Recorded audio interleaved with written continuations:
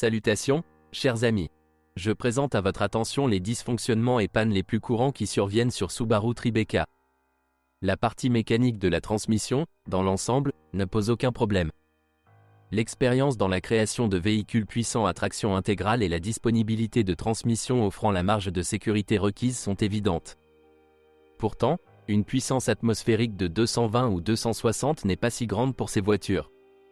Eh bien, les pannes du capteur de température de la boîte de vitesse arrière ne comptent pas, le problème est purement électrique.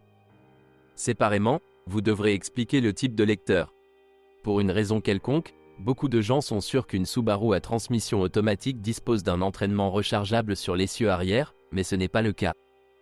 L'unité d'embrayage de la transmission automatique, responsable de la transmission intégrale, est un système de verrouillage et ne sert pas à relier l'essieu avant-arrière.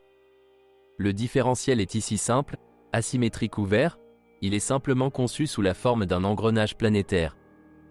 Les voitures à transmission manuelle, qui existent en théorie, ont un différentiel d'aspect plus classique, et le verrouillage est déjà visqueux. Mais les chances de trouver une telle voiture sont minimes, tant en Amérique qu'en Russie, il y a très peu de fans de SUV familiaux à transmission manuelle. Une excellente transmission automatique ajoute des raisons de ne pas être triste à propos d'une transmission manuelle, une transmission automatique à 5 vitesses de la série 5EAT, l'une des options de transmission Jatco JR507E, spécialement configurée pour une option d'installation non standard dans Subaru. La transmission automatique Jatco de base est déjà assez bonne, mais Subaru a apporté de nombreux changements à sa conception pour améliorer la fiabilité. Par exemple, il dispose d'un filtre supplémentaire standard et sa configuration est modérément conservatrice, sans mode de verrouillage extrême du convertisseur de couple. Du coup, c'est une très bonne ressource et une expérience agréable si l'on ne se précipite pas trop. Certes, la consommation de carburant est élevée, 16 à 19 litres au 100 km sont des chiffres tout à fait réalistes, mais cela est davantage dû au moteur qu'au réglage de la transmission automatique. Un bon design ne garantit pas que tout ira bien avec la boîte. Il existe de nombreuses façons de tout gâcher. Le système de refroidissement standard du caisson dépend du marché et de l'équipement du véhicule. Ainsi, les voitures américaines sans barre de remorquage d'usine ne disposent pas de radiateur de transmission automatique, et toutes les voitures et modèles européens avec la possibilité de remorquer une remorque en provenance des États-Unis sont équipés d'un radiateur supplémentaire standard. Il convient de noter que le poids de la voiture pour cette caisse est plutôt limitant, près de 2 tonnes. Associé à un moteur puissant, il crée une charge constamment élevée. 1 tonne ou 2 supplémentaires sur le dessus surchargeront certainement la transmission automatique, et un radiateur supplémentaire n'aidera pas. Il a été remarqué que les Tribecas qui ont transporté des remorques pendant au moins une courte période ont des transmissions automatiques mortes même avec des kilométrages sensiblement inférieurs à 200 000. Et un attelage mal installé, sans modification du système de refroidissement, est un signe très alarmant, car même une seule surchauffe déclenchera certainement des processus destructeurs à l'intérieur. Un radiateur externe supplémentaire est généralement une bonne chose, même si vous ne transportez aucune remorque. En cycle urbain, les voitures américaines ont une température d'huile de 115 à 120 degrés, ce qui est déjà trop élevé.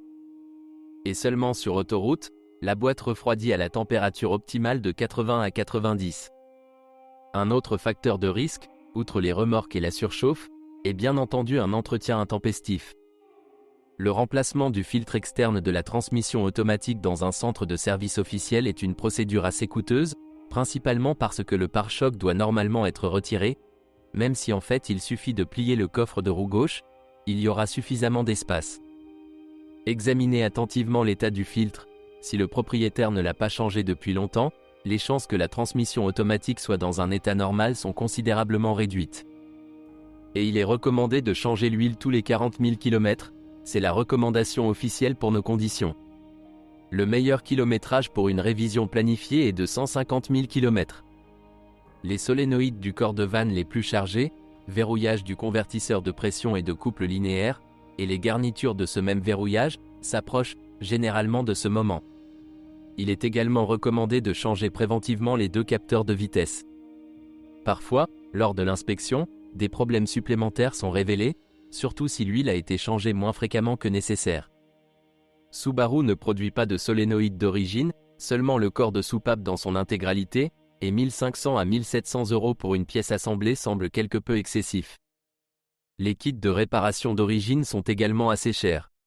Mais pour les anciennes révisions du corps de vanne 31705 AA620 et 31705 AA680, les solénoïdes de Hyundai conviennent, et pour les révisions plus récentes, le solénoïde à pression linéaire peut être sélectionné parmi les références Toyota 3 521 33 020 pour U150E et autres boîtes de vitesse Aisin. En général, consultez les ressources subaristes pour obtenir des données sur l'interchangeabilité de ces éléments. Il existe au total 10 révisions d'unités hydrauliques. Théoriquement, plus l'unité hydraulique est récente, plus elle fonctionne de manière stable, mais en pratique, la durée de vie dépend davantage de facteurs opérationnels. Il existe des boîtes de la première série en absolument bon état avec des kilométrages inférieurs à 300 000 et des transmissions automatiques mortes des dernières versions. La mécanique de cette boîte est assez fiable, le principal problème à cet égard est la panne de l'arbre de transmission du train avant et de son différentiel planétaire. En cas de surcharge, il casse. Il y a aussi des plaintes sur la durée de vie de la pompe à huile de la boîte de vitesse. Toute opération sur de l'huile sale, due à un remplacement trop peu fréquent, l'achève.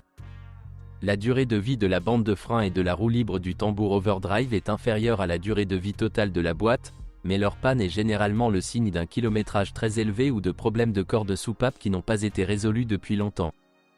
Les moteurs de la famille Easy sont des moteurs Boxer 6 cylindres, préalablement testés par Tribec sur Legacy et Outback à partir de 2000. De 2006 à 2007, le grand SUV Subaru était équipé d'une version EZ30D de 3 litres, 245 chevaux, de 2008 à la fin, d'un EZ36D de 3,6 litres, 260 chevaux. Il n'est pas difficile de deviner que ce dernier n'est pas très populaire en Russie en raison de son pouvoir non rentable. Il existe de nombreuses différences entre les modifications. Avant le restylage, les moteurs sont équipés de régulateurs de phase uniquement à l'admission, mais disposent également d'un système de contrôle de levée de soupape AVLS, à la VTEC de Honda. Les moteurs 3.6 n'ont pas d'AVLS, mais disposent de régulateurs de phase sur les arbres d'échappement. Et en général, le design a été considérablement optimisé. Tout d'abord, il note l'amélioration du refroidissement. Malgré l'augmentation du volume de travail, le moteur est moins sujet à la surchauffe. Le bloc cylindre est en aluminium avec des chemises en fonte, et pour le montage et le démontage, vous devez retirer les axes de piston à travers les trous des cylindres. Et si sur les moteurs à 4 cylindres cela semble, bien qu'inhabituel, cela semble tout à fait logique, alors retirez l'axe de piston des deuxième et troisième, en profondeur, du cylindre à l'aide d'un mandrin spécial peut difficilement être qualifié d'autre qu'une perversion. Cependant, les services spécialisés s'en sortent. Entraînement de distribution, 3 chaînes. 2 entraînent les arbres de distribution en rotation, et celui du milieu relie le vilebrequin et la poulie de la pompe à huile, à partir de laquelle les chaînes sont déjà entraînées vers les arbres. Et chacun a des tendeurs, des amortisseurs, et le tout est recouvert d'un monstrueux capot en aluminium. Le collecteur d'admission est en plastique, l'aluminium était présent sur les anciennes versions des moteurs Easy, qui n'étaient pas installés sur Tribeca, sans aucune astuce à géométrie variable. Allumage, module séparé pour chaque bougie, papillon électronique, injection distribuée conventionnelle. L'ensemble des problèmes est tout à fait standard pour les moteurs Subaru. Les fuites sont un très gros problème, en raison de la disposition, de nombreux joints peuvent filtrer l'huile même lorsque le moteur est éteint. Contrairement aux moteurs verticaux classiques, l'huile n'est pas collectée dans un carter étanche, mais est présente en grande quantité dans la culasse et la partie inférieure du bloc cylindre. Le joint de carter lui-même est littéralement scellé, avec du produit d'étanchéité, mais l'huile trouve des fuites à travers les tubes, les joints de culasse, les bouchons et le carter de distribution. L'appétit d'huile est également un problème pressant, le moteur devient très chaud, à la fois en raison de la faiblesse du système de refroidissement dans son ensemble et en raison des imperfections de l'hydrodynamique du bloc cylindre. Les 2 premiers cylindres des blocs sont très sujets à la surchauffe et ont une température de 3 à 5 degrés plus élevée que les autres. En cas de contamination du système de refroidissement, de diminution du niveau d'antigel ou d'endommagement de la pompe, les segments de piston se coquéfient, pour des raisons purement structurelles. Dans les moteurs Boxer, le piston baigne littéralement dans l'huile avec sa partie inférieure, et après l'arrêt du moteur, la température du piston augmente légèrement. La dissipation de chaleur dans l'huile disparaît et le fond du piston chauffe tout son volume, tandis que la température des parois du cylindre augmente également plus que d'habitude. Il n'y a pas d'effet thermosiphon, caractéristique d'une disposition verticale, lorsque l'antigel chaud monte dans la culasse et, une fois refroidi, retombe. En général, les moteurs de 3 litres sans appétit d'huile sont soit des moteurs neufs avec un kilométrage allant jusqu'à 120 000 à 150 000, soit ceux qui utilisent de très bonnes huiles, soit dont le système de refroidissement est modifié pour assurer une température plus basse. De nombreux propriétaires pratiquent l'installation pour éviter problème de thermostat à 80 à 82 degrés.